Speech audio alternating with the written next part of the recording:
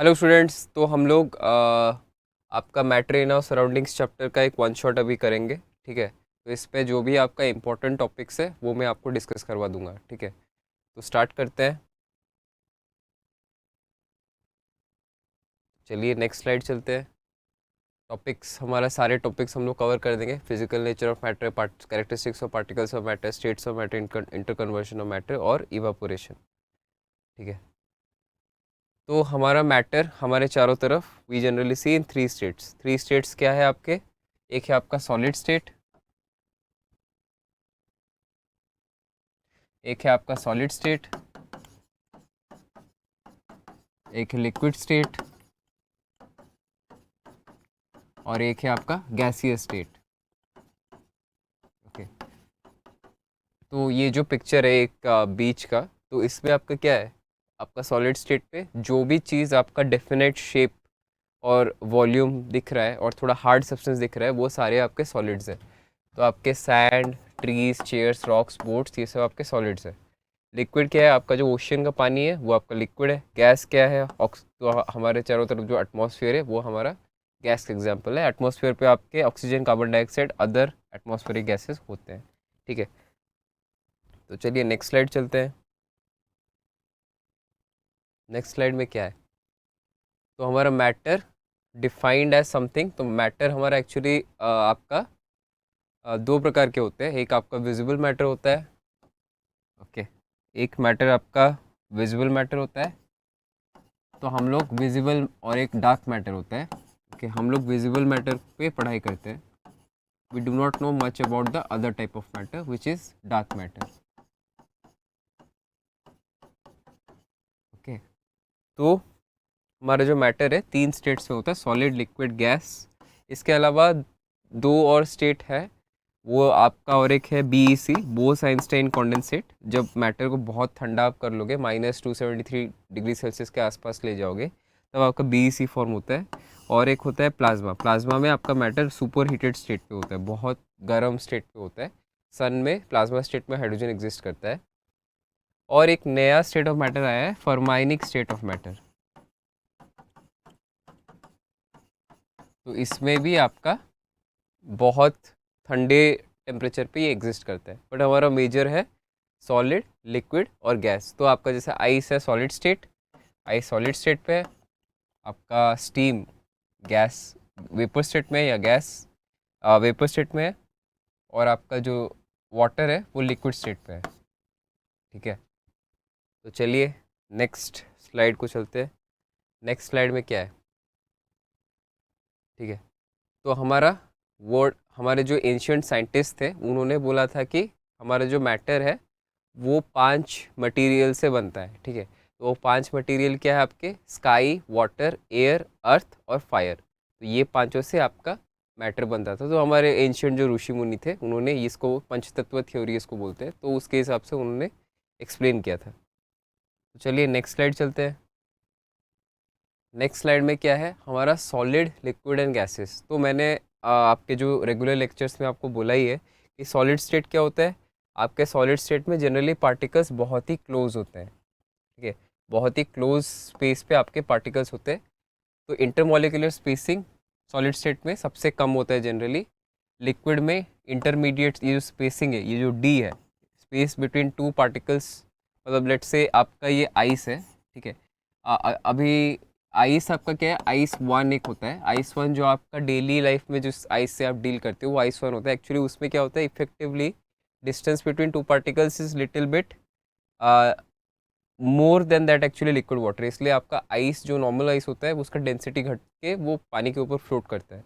तो आपका जितना कम स्पेस होगा उतना ज़्यादा आपका डेंसिटी होगा। डेंसिटी क्या होता है आपका? Rho equal to mass by volume. तो हम क्या करेंगे, हम अपने पानी को बहुत ही हाई प्रेशर पे फ्रीज करेंगे। ठीक है, हाई प्रेशर मतलब 3 to 5 giga pascals. Okay, 3 to 5 giga pascals. Actually ये जो 3 है ये अबाउट 30,000 टाइम्स आपका नॉर्मल एटमॉस्फेरिक प्रेशर है। ठीक है, तो इस प्रेशर पे आइस एक डिफरेंट फॉर्म में स्ट्रक्चर बनाता है। तो वो फॉर्म कैसा होता है, उसको हम लोग आइस 7 बोलते हैं। ठीक है, तो आइस 7 क्या होता है? आइस 7 एक्चुअली पानी से डेंस होता है, वो सिंक कर जाता है। Ice 7 is actually also found on earth. If if scientists have actually found it, if you drill deep into the earth you will find diamonds, ठीक है, उन डायमंड्स में ये आइस क्रिस्टल्स होते हैं। तो deep beneath the earth pressure बहुत high होता है, तो जहाँ डायमंड फॉर्म होता है उनके सेंटर्स में एक आइस क्रिस्टल होता है, तो ये आइस क्रिस्टल आपका आइस 7 होता है। Okay, they are also found in outer space. जब दो कॉमेट्स, तो हमारे सोलर सिस्टम में कॉमेट्स होते हैं, तो कॉमेट्स जब कोलाइड करते हैं, there is a collision between them, you get ice 7। तो इंटेंस प्रेशर पे आपका आइस 7 बनता है। तो आइस 7 आपका पानी से डेंस होता है। तो डेंसिटी का रीज़न क्या होता है, आपका मैटर जो पार्टिकल्स ऑफ मैटर है, तो आइस 7 में भी H2O के मॉलिक्यूल्स आपका आइस बनाते हैं। तो ये मॉलिक्यूल्स बहुत ही क्लोज होते हैं। तो क्लोजनेस के कारण क्या होता है, आप कम स्पेस में ज़्यादा मास पैक कर सकते हो। तो इससे क्या होता है, आपका density equal to rho equal to mass by volume. हमारा रो डेंसिटी का सिंबल है, ये हमारा रो है, ठीक है। तो जितना आप, तो अगर आप वॉल्यूम को सेम रखोगे, तो ये इस केस पे आप देख सकते हो एक वॉल्यूम तीनों जार्स में सेम है, पर अगर मैं ज़्यादा मास डाल दूंगा इसमें तो ये मेरा डेंस बन जाएगा, ठीक है। तो density increases generally from solid state is greater than liquid state is greater than gaseous state. तो आपका इंटरमोलिकुलर स्पेसिंग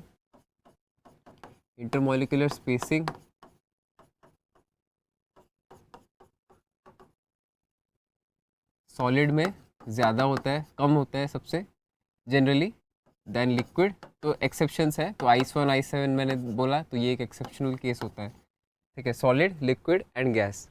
फिर आपका डेंसिटीज भी सेम ऑर्डर में होता है, सॉरी डेंसिटी आपका रिवर्स ऑर्डर में होता है। डेंसिटी में आपका सॉलिड का सबसे ज़्यादा डेंसिटी होता है rather than liquid rather than gas, ठीक है। फिर क्या हुआ, इंटरमोलिकुलर फोर्सेस। तो एक्चुअली कम स्पेसिंग होने का रीज़न सॉलिड्स में ही होता है, जो force intermolecular forces of attraction होते हैं जो दो पार्टिकल्स को बाइंड करके रखते हैं, वो सॉलिड्स में हाईएस्ट होते हैं, ठीक है, और लिक्विड्स में इंटरमीडिएट होते हैं, गैसेस में सबसे कम होते हैं। तो forces, intermolecular forces, again these are all general trends, solids highest then liquids then gas, ठीक है। तो फिर क्या होता है आपका, अब क्या होता है, सॉलिड्स बहुत ही रिजिड होते हैं। रिजिड मतलब आप जितना उनको फोर्स डालोगे वो अपना शेप चेंज नहीं करते, तो वो प्रॉपर्टी को हम लोग रिजिड बोलते हैं। तो solids are rigid, but in the case of liquid और गैस क्या होता है, particles are moving around each other, ठीक है, तो फ्लो करते हैं, वो रिजिड नहीं होते। फोर्स डालोगे तो वो फ्लो करना चालू कर देगा, आप उनको ढकेलोगे तो पानी ऐसे गिर जाएगा, ठीक है। अगर रिजिड होता तो पानी का ग्लास अगर मैं ऐसे टिल्ट करता वो नीचे नहीं गिरता, अगर गिरेगा भी तो पूरा एक आइस, अगर पानी को आपने फ्रीज कर दिया है, पूरा आइस का एक ग्लास शेप का ब्लॉक बन गया है, फिर वो गिरेगा, बट ऐसे जैसे पानी की तरफ फ्लो करके नहीं गिरेगा, ठीक है। तो मेरा आ, जो तो सॉलिड्स आपका रिजिड है, आपका liquids fluid, liquid since liquid और गैस आपका फ्लो करते हैं, दोनों ही मेरे फ्लूइड्स हैं, ठीक है। नेक्स्ट क्या है, नेक्स्ट है आपका एनर्जी। तो जितना आप देख रहे हो पार्टिकल जितना फास्ट मूव कर रहा है, उतना ही उस पार्टिकल का एनर्जी होता है। तो energies of substances in energies और to certain extent kinetic energy, तो एनर्जी का पार्ट काइनेटिक एनर्जी है। तो काइनेटिक एनर्जी या फिर एनर्जी आपका गैसियस स्टेट में हाईएस्ट होता है, kinetic energy which is a part of the total energy. तो टोटल एनर्जी में बहुत डिफरेंट प्रकार के एनर्जी होते हैं, उनमें से एक आपका काइनेटिक एनर्जी होता है। तो काइनेटिक एनर्जी आपका गैसियस स्टेट में हाईएस्ट होता है, आपका लिक्विड स्टेट में इंटरमीडिएट होता है, सॉलिड स्टेट में सबसे कम होता है। रीज़न बीइंग सॉलिड स्टेट में पार्टिकल्स बाउंड होते हैं, तो kinetic energy depends on your velocities, ठीक है। तो आपका जो गैसियस स्टेट में एक्चुअली पार्टिकल्स है, एक वेलोसिटी का फॉर्मूला होता है, वो वेलोसिटी आपका is proportional to root over of T by M. M उनका मॉलिकुलर मास होता है, ठीक है, ठीक है। तो मॉलिक्यूलर मास या फिर एटॉम, जो भी वो मॉलिक्यूल का मास होगा, तो टेम्परेचर से डिपेंडेंट होता है और मास से इन्वर्स प्रोपोर्शनल होता है। तो जितना आपका टेम्परेचर हाई होगा गैसियस पार्टिकल्स का वेलोसिटी उतना हाई होगा। तो again this relation is only valid for your gaseous particles, not your liquid और योर सॉलिड। तो इन जनरल आपका गैसेस में आप देख सकते हो पार्टिकल्स का वेलोसिटी हाईएस्ट होता है। तो स्टीम में लेट्स से तो आपका वाटर के पार्टिकल्स का वेलोसिटी हाईएस्ट होगा, पानी में इंटरमीडिएट होगा और सॉलिड्स में ऑल बहुत ही कम होगा, ठीक है, because they are bound. Again this relation which I gave between velocity and temperature it is for your only gaseous state, ठीक है। तो आपका जो एनर्जी है या फिर काइनेटिक एनर्जी है के ई ऑफ पार्टिकल्स आपका सॉलिड्स में सबसे कम है। तो के ई का फॉर्मूला क्या होता है? के ई का फॉर्मूला एक्चुअली होता है K E kinetic energy equal to half into mass into velocity square. तो मास तो मेरा सेम है पर वेलोसिटी मेरा गैसेस में हाईएस्ट है। तो अगर वेलोसिटी मेरा हाईएस्ट है तो मेरा काइनेटिक एनर्जी भी उसमें हाईएस्ट ही होगा। तो सॉलिड्स में सबसे कम है, आपका लिक्विड्स में इंटरमीडिएट है और आपका गैसेस में सबसे ज़्यादा है, ठीक है। नेक्स्ट क्या होता है आपका? एनर्जी हो गया, स्पीड हो गया, वेलोसिटी मैंने बोला कि आपका वेलोसिटी या स्पीड, वेलोसिटी भी आपका सॉलिड्स में सबसे कम होता है, लिक्विड्स में इंटरमीडिएट होता है और गैसेस में सबसे ज़्यादा होता है, ठीक है। इसके बाद क्या होगा आपका? और एक होता है कि जब लेट्स से आप स्टीम को पानी में कन्वर्ट करना चाहते हो तो आपको टेम्परेचर घटाना पड़ेगा। टेम्परेचर घटाने से क्या होता है? काइनेटिक एनर्जी या फिर टोटल एनर्जी घटता है, ठीक है। जितना आपका टेम्परेचर कम होगा पार्टिकल का एनर्जी उतना ही कम होगा। तो जैसे जैसे एनर्जी घटेगा पार्टिकल स्लोअर मूव करेंगे और आप धीरे धीरे पास आना शुरू कर देंगे, ठीक है। अगर आप थोड़ा प्रेशर दोगे तो, ठीक है, तो वो धीरे पास आना शुरू करते हैं। तो क्या होता है? धीरे धीरे मूव करेंगे, पास आना शुरू करेंगे, फिर क्या होगा? एक पॉइंट पे वो फिर स्टेट चेंज करेंगे, तो गैस से वो लिक्विड बनेंगे, फोर्सेस बढ़ जाएंगे, ठीक है। तो इससे क्या होगा? आपका इंटर कन्वर्शन ऑफ मैटर होगा। तो स्टीम से लिक्विड बना सकते हो, फिर लिक्विड से सॉलिड बनाने के लिए फिर आप टेम्परेचर घटाओगे, तो टेम्परेचर घटाओगे, ठीक है, तो फिर आप इसको भी सॉलिड में कन्वर्ट करा सकते हो, ठीक है। तो गैस को लिक्विड में कन्वर्ट करने के लिए आपको क्या चाहिए? इंटर कन्वर्शन ऑफ मैटर के लिए जनरली क्या चाहिए आपको? टेम्परेचर टी को घटाना है एंड प्रेशर को बढ़ाना है। थोड़ा प्रेशर दोगे और थोड़ा टेम्परेचर घटाओगे तो आपका स्टेट चेंज होता है जनरली, ठीक है। तो कैसे कैसे बढ़ाओगे प्रेशर? आप क्या करोगे? अगर आपके पास एक स्टीम है, स्टीम का जार है, तो उसको उसके ऊपर एक पिस्टन डाल दोगे, ठीक है। ये पिस्टन से आप फोर्स दोगे, नीचे फोर्स दोगे तो प्रेशर आएगा, क्योंकि फोर्स प्रेशर क्या होता है? Force by area. तो लेट से ये जो पिस्टन है इसका जो एरिया है वो ए है, तो आपका प्रेशर होगा F/A। तो इसके अंदर आप लेट से स्टीम लियो, तो आप क्या करोगे? इसका ये जो चेम्बर है इसका टेम्परेचर घटाओगे, प्रेशर बढ़ाओगे। तो जैसे ये करोगे आपका वो स्टीम फिर लिक्विड वाटर बन जाएगा। तो इससे आपका इंटर कन्वर्शन ऑफ मैटर होता है। हाँ, यहाँ पे ये जो फोर्स दे रहा हूँ इससे क्या हो रहा है? आपका वॉल्यूम घट रहा है स्टीम का, ठीक है। तो ये जो वॉल्यूम घटता है उसको हम लोग बोलते हैं कंप्रेशन। और इन जनरल गैसेस में कंप्रेशन या टेंडेंसी टू हैव कंप्रेशन और कंप्रेसिबिलिटी हाईएस्ट होता है। और सेम अगर यही चेंबर में मैं लिक्विड वाटर को लूँगा तो बहुत ज़्यादा प्रेशर देना पड़ेगा। इससे क्या होगा? कंप्रेशन डिफ़िकल्ट होता है, तो कंप्रेसिबिलिटी कम होता है। और अगर सेम में अगर मैं लेट से कोई डेंस सब्सटेंस लूँगा जैसे आयरन, तो वो जब फोर्स दूंगा उसको कंप्रेस मतलब वॉल्यूम रिडक्शन, वो बहुत ही डिफ़िकल्ट होगा। तो कंप्रेसिबिलिटी आपका जनरली सॉलिड गैसेस में हाईएस्ट होता है, लिक्विड्स में इंटरमीडिएट होता है और आपका सॉलिड्स में ऑलमोस्ट नॉन बहुत ही कम होता है, ठीक है। तो आपका कंप्रेसिबिलिटी कैसे है? कंप्रेसिबिलिटी, ठीक है, सॉलिड्स में सबसे कम है, लिक्विड्स में उससे थोड़ा ज़्यादा है, गैसेस में सबसे ज़्यादा है, ठीक है। हाँ, ये भी हमें पता है कि सॉलिड्स हमारे रिजिड होते हैं, फिक्स शेप एंड साइज होते हैं। फिक्स शेप एंड साइज इसलिए होता है क्योंकि उनके पार्टिकल्स बहुत ही बाउंड स्टेट में है, ठीक है। बाउंड स्टेट में होंगे तो उनका शेप फिक्स हो जाता है, जबकि लिक्विड्स में और इंटरमोलिकुलर फोर्सेस का भी रोल है, सॉलिड्स में हाईएस्ट होते हैं। तो आपका शेप चेंज तभी होगा, लेट्स से ये पार्टिकल अगर मैं ये शेप को ऐसे स्लैंटिंग करना चाहता हूँ तो ये पार्टिकल को यहाँ तक मूव करना पड़ेगा, इसको यहाँ तक मूव, तो सारे पार्टिकल्स को थोड़ा शिफ्ट करना पड़ेगा। बट इंटरमोलिकुलर फोर्सेस हाई होते हैं तो वो अलाउ नहीं करते उसको, तो you have to apply some considerable force generally. Liquids के केस पे क्या है, उनका फिक्स्ड शेप होता है, पर फिक्स शेप नहीं होता बट फिक्स्ड वॉल्यूम होता है।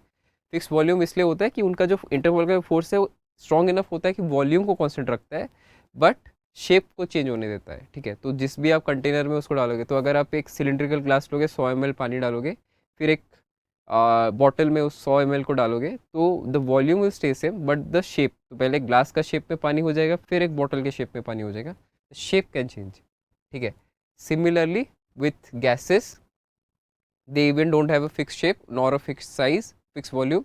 तो गैसेस को आप जो भी कंटेनर में डालोगे वो पूरा कंटेनर को ऑक्यूपाई कर लेते हैं, और उनका वॉल्यूम भी तो फिक्स नहीं है, शेप भी फिक्स नहीं है। तो कोई भी कंटेनर, वो एक सिलिंड्रिकल जार लोगे या फिर एक बॉटल लोगे, वो दोनों को ही उसके शेप में ऑक्यूपाई कर लेगा। तो इसका अगेन ये रीज़न है कि उनका इंटरमोलिकुलर फोर्सेस सबसे वीकेस्ट है, तो that allows the gas to spread out everywhere. ठीक है,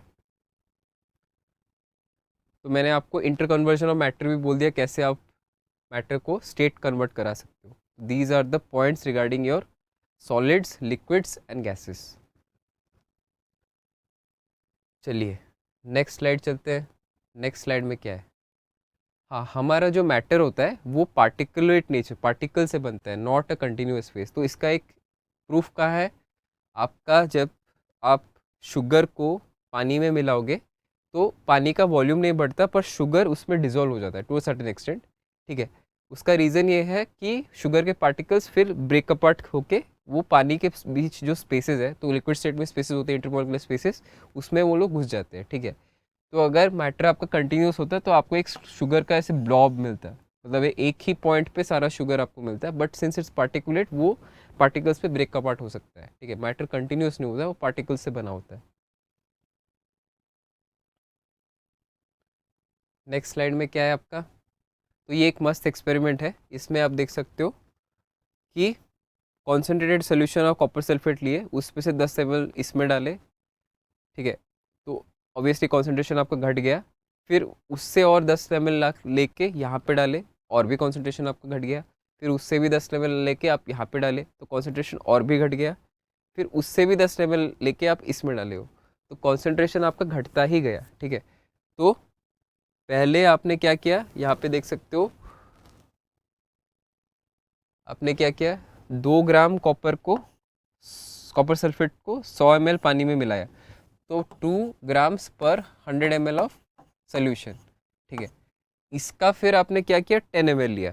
ठीक है, 10 ml में कितना होगा, अगर 100 ml में आपका 2 ग्राम है तो 10 ml में आपका कितना होगा, आपका 0.2 ग्राम्स होगा। ठीक है, फिर आपने 10 ml वो वॉल्यूम सोल्यूशन का वॉल्यूम फिर 90 ml पानी में फिर से मिला लिया, तो अभी आपका 0.2 ग्राम पर 100 ml ऑफ सोल्यूशन है। फिर इसके 100 ml में अगर 0.2 है, 10 ml में कितना होगा, 0.02 होगा, 0.02 ग्राम पर 100 ml। सिमिलरली आपका इसका फिर आप 10 ml ले रहे हो, तो ये 0.002 ग्राम पर 100 ml होगा। फिर इसका भी आप 10 ml ले रहे हो, तो ये 0.0002 ग्राम्स पर 100 ml हो जाएगा। तो आप देख सकते हो कि आपका कॉन्सेंट्रेशन घटते जा रहा है, और आपका जो कलर है, कलर भी आपका फेड होते जा रहा है। तो कलर के ऊपर जितने सारे पार्टिकल्स हो गए कॉपर सल्फेट के, उसके हिसाब से आपका कलर होगा। तो आपके कॉपर सल्फेट के पार्टिकल्स घट रहे हैं, इसलिए आपका कलर घट रहा है। ठीक है, तो अभी नेक्स्ट स्लाइड में चलते हैं।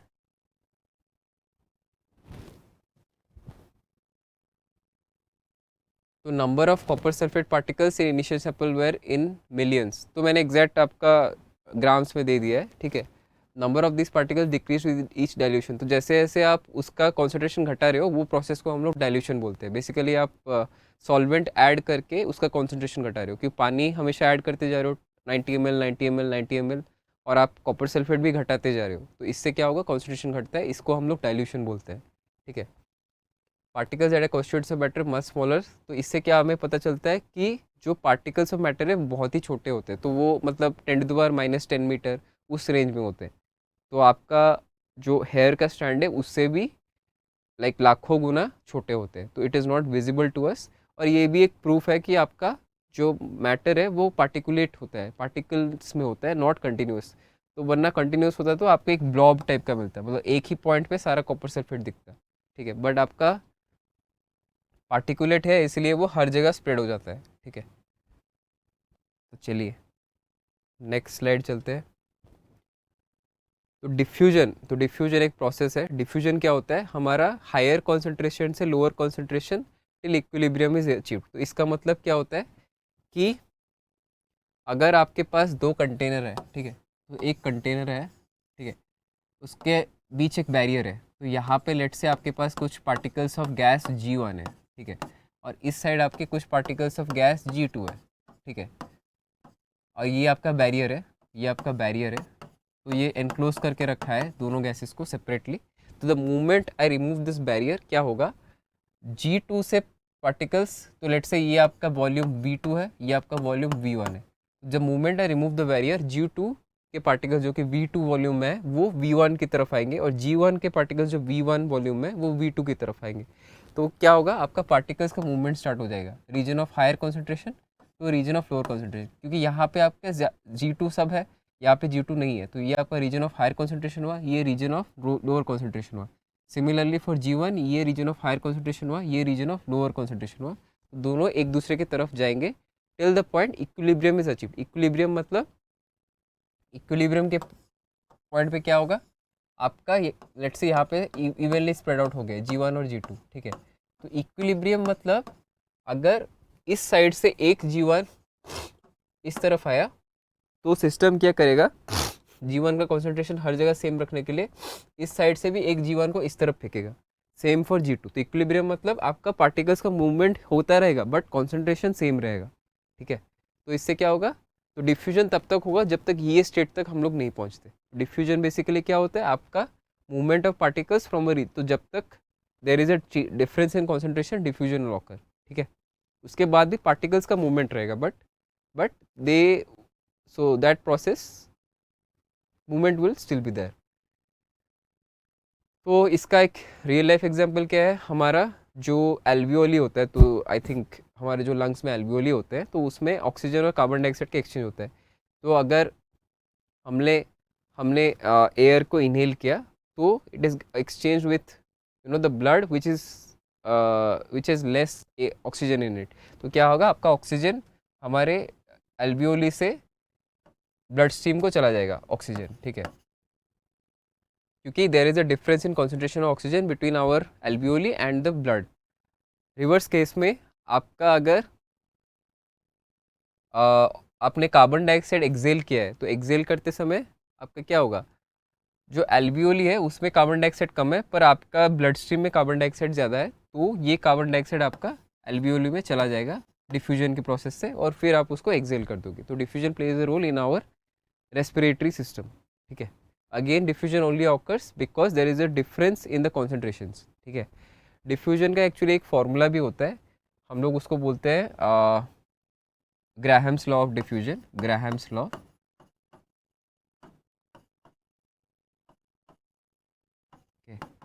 ग्राहम्स लॉ ऑफ डिफ्यूजन क्या होता है, उसके हिसाब से रेट ऑफ डिफ्यूजन आपका जो होता है is inversely proportional to root over of your molecular mass of gas, ठीक है। तो गैस जितना हैवी होगा उसका डिफ्यूजन उतना डिफिकल्ट होगा, वो ऑब्वियस सी बात है, अगर आप हैवियर चीज़ हो तो आपको स्प्रेड आउट करना थोड़ा डिफिकल्ट होगा, ठीक है। और एक चीज़ होता है डिफ्यूजन होता है और एक होता है आपका एफ्यूजन। एफ्यूजन क्या होता है, तो it is related to diffusion. तो ये डिफ्यूजन में आपका एक मतलब ऐसे ही मूवमेंट हो गया बिना कोई लाइक लाइक दिस। एफ्यूजन में क्या होता है, आपका अगर ओके लेट्स से एक कैन के अंदर एक गैस है, ठीक है, एक गैस है, वो आपका है G1, ठीक है, गैस के कुछ पार्टिकल्स है और एक छोटा सा ओपनिंग है, ठीक है। तो जिस पॉइंट पे मैं ये ओपनिंग को खोल दूंगा ये गैसेस ये छोटे से होल से यहाँ तक आ जाते हैं, ठीक है। तो ये पूरा स्पेस को फिर ऑक्यूपाई करना शुरू करते हैं। तो ये प्रोसेस को by which the gas start spreading from a small hole which is, hole का जो साइज़ है वो कंपेरेबल होता है like for now will not discuss that but just remember कि बहुत ही छोटा वेरी वेरी स्मॉल होल पे जब गैस ऐसे स्प्रेड आउट होना शुरू होता है उस प्रोसेस को हम लोग बोलते हैं एफ्यूजन, ठीक है।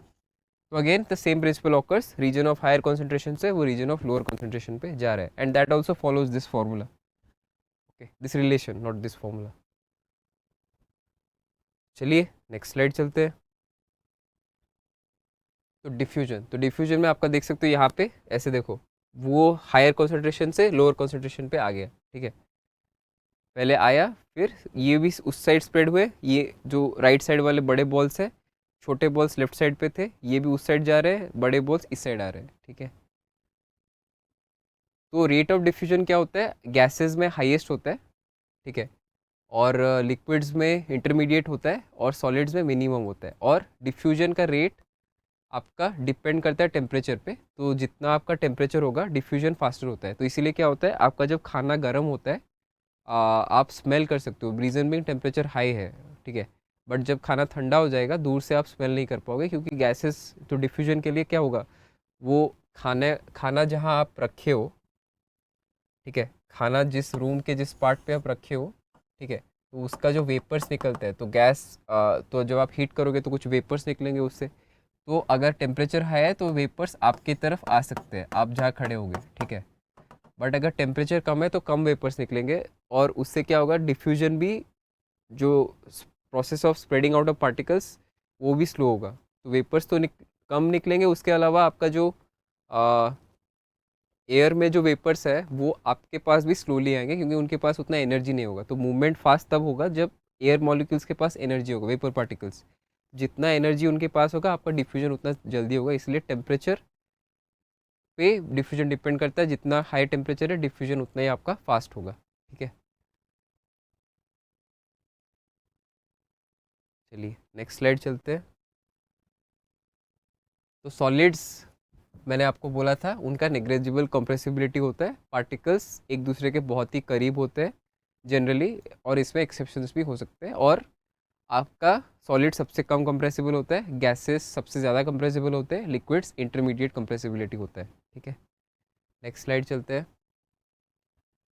तो हमारा स्पॉन्ज, स्पॉन्ज को हम लोग पर सॉलिड बोलते हैं बिकॉज इसका डेफिनेट शेप एंड साइज होता है, बट स्पॉन्ज के स्ट्रक्चर में क्या होता है, एयर ट्रैप्ड होता है, ठीक है, तो मूवमेंट आप उसको स्क्वीज करोगे वो एयर एस्केप कर जाता है, जिससे कि उसका वॉल्यूम घट जाता है, ठीक है। तो इसका रीज़न है, स्पॉन्ज के स्ट्रक्चर में ऐसे स्पेसेस होते हैं, वो स्पेसेस में एयर ऑक्यूपाई कर देता है, तो इसीलिए जब उसको प्रेस कर रहे हो वो एयर रिलीज हो जाता है, जिससे कि उसका वॉल्यूम घट जाता है, तो देख सकते हो वीडियो में एयर रिलीज हो रहा है जब आप उसको प्रेस कर रहे हो, ठीक है।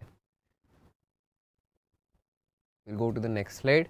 नेक्स्ट स्लाइड में क्या है, आपका एलपीजी। तो एलपीजी क्या होता है, एलपीजी के केस पे क्या होता है, आपका एलपीजी सिलेंडर के अंदर ये जो चेम्बर है, इसमें आपका जो लिक्विफाइड पेट्रोलियम गैस है, जो पेट्रोलियम प्रोडक्ट है एक, उसको प्रेशराइज प्रेशर थोड़ा देने से वो इजीली लिक्विड स्टेट में चला आता है, वो लिक्विड में होता है, ठीक है। तो एलपीजी के कॉन्स्टिट्यूएंट्स क्या होते हैं, आपके आपके होते हैं, मेजर कॉन्स्टिट्यूएंट्स होते हैं ब्यूटेन, प्रोपेन, फिर आपका ब्यूटिलीन,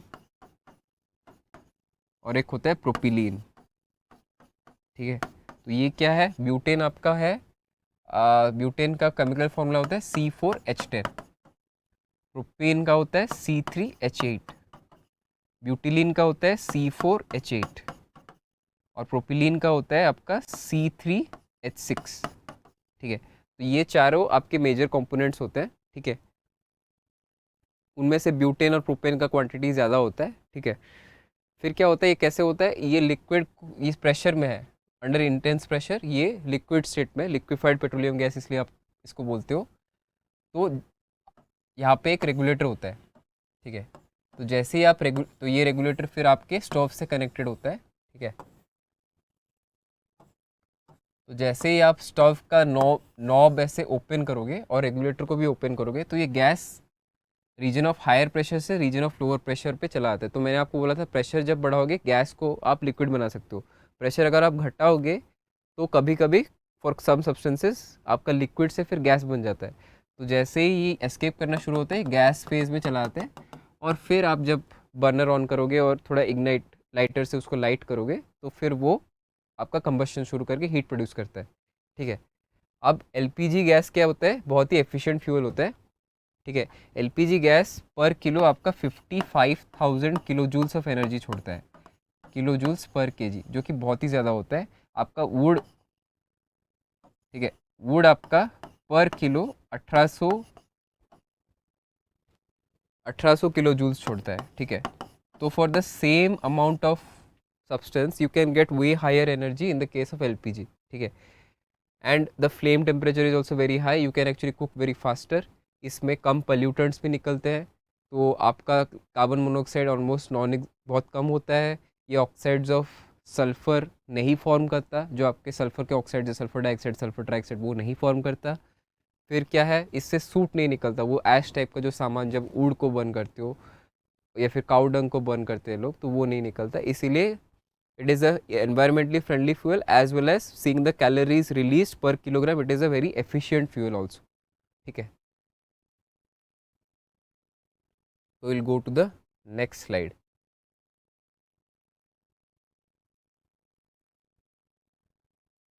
नेक्स्ट स्लाइड में क्या है आपका सीएनजी। तो जैसे आपने एलपीजी किया वैसे ही आप सीएनजी भी करते हो। सीएनजी के केस में आपका क्या होता है, आपका इसको सीएनजी को हम लोग बोलते हैं कंप्रेस्ड नेचुरल गैस, ओके। इसका फुल फॉर्म आपका कंप्रेस्ड नेचुरल गैस है। इसमें भी बहुत सारे कॉन्स्टिट्यूएंट्स होते हैं, ठीक है, बट इसका मेजर कॉन्स्टिट्यूएंट आपका, ठीक है, इसका तो इसका मेजर कॉन्स्टिट्यूएंट आपका मीथेन होता है, ठीक है, ठीक है। तो मीथेन का फॉर्मूला क्या होता है, CH4, ओके। तो सीएनजी कैसे होता है, सीएनजी भी आपका धरती के नीचे से ही निकलता है, ठीक है। तो इसको निकालने के लिए हम लोग क्या करते हैं, नेचुरल गैस वेल्स। तो आपका ईरान, ईरान के पास एक बहुत ही बड़ा गैस वेल है। तो ईरान का मेजर एक्सपोर्ट दुनिया में नेचुरल गैस ही होता है। सिमिलरली रशिया में भी मेजर एक्सपोर्ट उनका नेचुरल गैस ही होता है। बट रशिया का यही है, because of the Russia and Ukraine conflict, they were supplying to western Europe countries like आपका जर्मनी हो गया, तो उनको सप्लाई करते थे gas, but because of the conflict they have stopped or it has been reduced significantly. That is why there is an energy crisis in the western Europe, okay. तो CNG कैसा होता है, ये लिक्विड, जैसे आप LPG को liquefy कर देते हो, सीएनजी को एक्चुअली आप गैसियस स्टेट पे रखते हो, तो ट्रांसपोर्टेशन के लिए इजी होता है। क्यों, क्योंकि आप ऐसे कर सकते हो, जैसे रशिया यहाँ पे है, ठीक है, और आपका जर्मनी यहाँ पे है, आप क्या करोगे, पाइपलाइंस बिछा दोगे, तो गैस पाइपलाइंस ऐसे बिछा दोगे, ठीक है। तो जहाँ आप गैस को निकाल रहे हो, प्रेशर से प्रेशर डाल के ट्रांसपोर्ट कर सकते हो, हज़ारों मील, हज़ारों किलोमीटर्स दूर तक ट्रांसपोर्ट कर सकते हो। तो इट्स इजी टू ट्रांसपोर्ट। ऐसे क्या, आपको एक सिलेंडर में उसको सील करना पड़ेगा एलपीजी को, फिर उसको ट्रांसपोर्टेशन कॉस्ट भी उसका रहेगा बहुत सारा। तो ये बस एक बार आप पाइपलाइन बना दिए, बस आप जितना चाहो उतना गैस भेज सकते हो, ठीक है। तो इसलिए सीएनजी को ट्रांसपोर्ट करना बहुत ही ईजी होता है। CNG is also less polluting fuel, ठीक है। तो इसीलिए क्या होता है, आपका सीएनजी गैस पावर्ड ऑटोज़ आप लोग देखते होंगे, ठीक है। तो सीएनजी इज़ एक्चुअली, सीएनजी के व्हीकल्स भी होते हैं, ठीक है। And CNG actually cost around about 30 rupees, ठीक है, 30 रुपीज़ होता है पर किलोग्राम, अबाउट अप्रोक्सीमेट वैल्यू। और आपका जो फ्यूल एफिशिएंसी, तो आपका पेट्रोल क्या होता है, petrol is right now around 100 rupees पर लीटर, ठीक है। तो जो फ्यूल एफिशिएंसी है, तो कितना आपको किलोमीटर्स देता है पर किलो या पर लीटर, तो पेट्रोल के ऑलमोस्ट सेम ही वो दे देता है with much lower cost. But the only down point is कि आपका सीएनजी व्हीकल का कॉस्ट ज़्यादा होता है। तो इनिशियली जब खरीदने आप जाओगे, सीएनजी व्हीकल का कॉस्ट आपको ज़्यादा पड़ेगा विथ रिस्पेक्ट टू पेट्रोल। तो that is a down side, but then again government is trying to promote this by using some schemes of its own, ठीक है, so that people and making some laws by which people are also force like autos, so that the आपका pollution घट जाए cities में, major cities में, ठीक है। तो बस ये रिमेंबर करना कि आपका सीएनजी गैस फॉर्म में रहता है, compressed gas form, very highly compressed gas form में रहता है। तो आप उसको ऐसे सिलेंडर फॉर्म में भी कैरी करवा सकते हो और ऐसे पाइपलाइंस में भी कैरी करवा सकते हो, ठीक है। तो will go to the next slide. तो इस लास्ट टॉपिक हमारा क्या है, आपका इवापोरेशन, ठीक है। तो इवापोरेशन क्या है आपका, इवापोरेशन क्या होता है, अगर आपके पास एक ग्लास पानी है, ठीक है, तो क्या होता है, even if the temperature is at room temperature, पानी के जो सरफेस पे जो मॉलिक्यूल्स हैं, some of them they gain enough energy और वो एस्केप कर जाते हैं टू वेपर फेज, ठीक है। तो ये जो फिनोमेना है इन विच particles of a liquid at the surface transform to the vapor phase at a temperature below the boiling point of the liquid, इसको हम लोग इवापोरेशन बोलते हैं। तो ये प्रोसेस आपका बिलो द बॉइलिंग पॉइंट होता है, क्योंकि बॉइलिंग पॉइंट पे आपका वेपराइजेशन होता है, नॉट इवापोरेशन, ठीक है। तो इसके कुछ फैक्टर्स अफेक्ट, इसको कुछ फैक्टर्स अफेक्ट करते हैं, उनमें से एक होता है टेम्परेचर। आप जितना टेम्परेचर दोगे इवापोरेशन उतना बढ़ता जाएगा, रीज़न बिंग टेम्परेचर से पार्टिकल्स के एनर्जीज, तो मैंने बोला था काइनेटिक एनर्जीज वो इंक्रीज हो जाते हैं, तो ये पार्टिकल्स को एस्केप करना ईजियर हो जाता है, ठीक है। सेकेंड आपका होता है सरफेस एरिया, तो इवेपोरेशन आपका सरफेस एरिया, सरफेस फिनोमिनन है, सरफेस ऑफ द लिक्विड पे होता है। तो अगर आप एक बड़ा वेसल लोगे तो ये और भी जल्दी होगा, सेम अमाउंट ऑफ पानी लोगे बट सरफेस एरिया अगर ज़्यादा दोगे तो रेट ऑफ इवेपोरेशन बढ़ जाएगी। इसलिए क्या होता है, हम लोग अगर कुछ पानी स्पिल हो गया आपके घर के फ्लोर पे तो हम पोछा मार देते हैं, पोछा मारने से क्या होगा, वो स्प्रेड आउट हो जाएगा, तो वो जल्दी इवेपोरेट हो जाएगा। तो ऐसे अगर एक पडल टाइप का होके रह जाएगा तो वो बहुत धीरे धीरे इवेपोरेट होता है, ठीक है। नेक्स्ट क्या है आपका ह्यूमिडिटी। तो ह्यूमिडिटी क्या होता है, आपका हमारा एटमॉस्फेयर कितना वाटर वेपर अपने पास रख सकता है। तो on a dry day, hot है, बहुत ड्राई है, उस दिन आप देखना कपड़े जल्दी सूखते हैं, but if the like the atmosphere is very humid, just बारिश हुआ है तो बहुत ही गीला गीला टाइप एटमॉस्फेयर है, तो क्या होता है, एक लिमिटेड क्वांटिटी ऑफ पानी ही एटमॉस्फेयर रख सकता है, उससे ज़्यादा नहीं कर पाएगा। तो अगर पानी ऑलरेडी ज़्यादा है एटमॉस्फेयर पे, तो इवापोरेशन होने के लिए क्या है, आपका सरफेस से ये पानी एटमॉस्फेयर में घुसना है, पर अगर एटमॉस्फेयर में ही जगह ही नहीं है तो ये नहीं घुस पाएगा, उससे क्या होगा, आपका इवापोरेशन स्लो हो जाएगा। तो इसीलिए जितना ह्यूमिड होगा उतना ही कम आपका इवापोरेशन होगा, इसलिए बारिश के दिन कपड़े आपके ज़्यादा ज़्यादा समय लेते हैं सूखने के लिए, बिकॉज बारिश से ह्यूमिडिटी बढ़ जाता है। नेक्स्ट क्या है आपका विंड स्पीड। तो विंड स्पीड का क्या है, तो विंड स्पीड से क्या होता है, ये जो humid air water vapour particles है, ये विंड आके इसको ब्लो ब्लो कर देता है, निकाल देता है, पुश कर देता है, ठीक है। पुश करने से क्या होगा, एक स्पेस बन जाता है ताकि और वाटर वेपर के particles can escape from your surface, ठीक है। तो और वाटर वेपर के particles can escape from your surface and thus your evaporation speed will increase. तो हमारा इवापोरेशन बिलो बॉइलिंग पॉइंट होता है, और चार फैक्टर्स है आपके, टेम्परेचर, सरफेस एरिया, ह्यूमिडिटी और विंड स्पीड। तो ये आपके फैक्टर्स हो गए। तो नेक्स्ट चलते हैं। नेक्स्ट क्या है आपका, तो बच्चों ये बहुत ही ब्रीफ वे में मैंने आपको पढ़ा लिया ये जो पूरा चैप्टर। तो जितना मैंने आपको पढ़ा है, आपका एनसीईआरटी का क्वेश्चंस तो हो जाना सब चाहिए सब, ठीक है। पर अब अगर आपको और डेप्थ में पढ़ना है तो मेरे लेक्चर, जो मैंने 1 आवर लेक्चर्स पर टॉपर 3-4 कॉन्सेप्ट्स लेके डिटेल में पढ़ाए हैं, उनको प्लीज़ आप लोग देखना। इससे आपके एनसीईआरटी के नेक्स्ट लेवल नहीं जा पाओगे जितना मैंने अभी आपको पढ़ाया है, ठीक है। तो हमारा प्लेटफॉर्म पे आप लोग आओ, आपने थ्योरी पढ़ लिया, ठीक है। सीबीएसई, तो हमारा प्लेटफॉर्म है mbibe.com, ठीक है। और इसका एक ऐप भी है, mbibe ऐप, जो आपका प्ले स्टोर पे भी है और एप्पल के ऐप स्टोर पे भी है। तो वहाँ पे आप आओ, ठीक है। फिर 9th सीबीएसई सिलेक्ट करो, ये आपका 9th सीबीएसई है। फिर डन करो, फिर आप आओ लर्न पे, लर्न पे आके आप साइंस पे आओ, साइंस पे आके नीचे देखो बुक्स है सारे हमारे, ठीक है, वो आप प्रैक्टिस कर सकते हो। यहाँ भी हमारे लाइव क्लासेस होते हैं, ये भी आप अटेंड कर सकते हो। तो बुक्स में जाओ, ठीक है, बुक्स पे जाके मैटर इन सराउंडिंग्स को सिलेक्ट करो, यहाँ पे नीचे एक चैप्टर टेस्ट होगा वो सिलेक्ट करो, तो पूरा चैप्टर का आपका प्रैक्टिस हो जाएगा, जो भी आपके इंटेक्स क्वेश्चन या फिर back of the chapter question है। तो डोंट वरी, यहाँ पे बस 9 क्वेश्चन दिखा रहा है। हमारा प्लेटफॉर्म एआई पावर्ड है, तो वो क्या देखेगा कि आपका अगर you have enough knowledge and ability, it will show you the rest of the questions, ठीक है। जैसे आप 9th क्वेश्चन सॉल्व करोगे, रेस्ट ऑफ द क्वेश्चंस आ जाएंगे आप, ठीक है। तो इसके अलावा हमारा क्या है,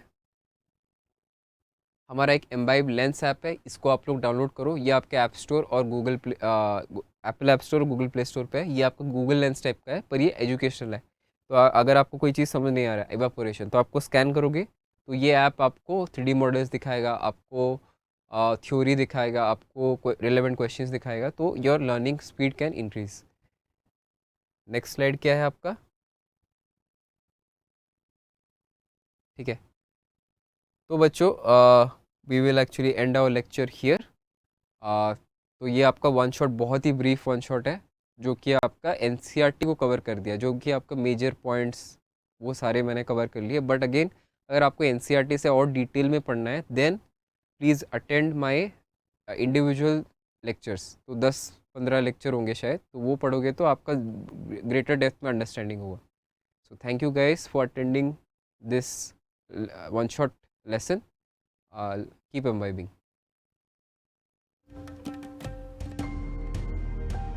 Keep imbibing. We believe in you.